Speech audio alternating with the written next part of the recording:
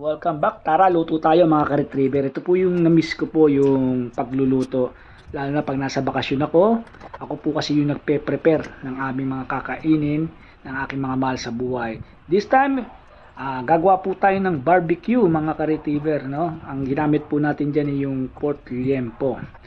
So yan, minamarinate lang po natin yan. After po natin i-marinate yan ng at least 2 to 4 hours. Mas maganda po sana kung 24 hours. So, after po natin yan na mamarinate, no, gagawa po tayo ng salad. Ito yung magandang combination para sa ating mga kakainin, lalo na kung protein ng kinakain natin. Ano? So, dapat lagi tayong may salad.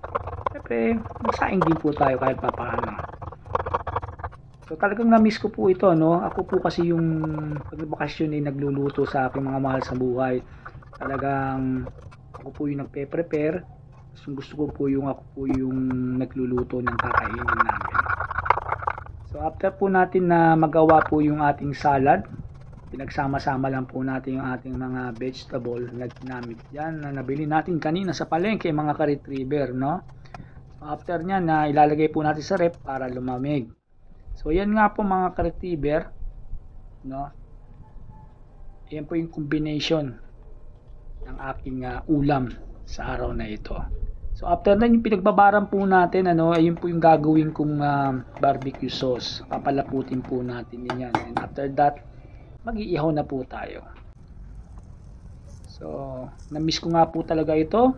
Pineflex ko rin po yung aking ihawan. Order ko po ito sa Lazada.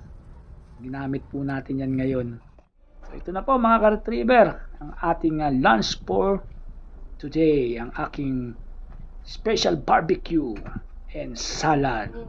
Thank you for watching. This is a Black Retriever. I love you all.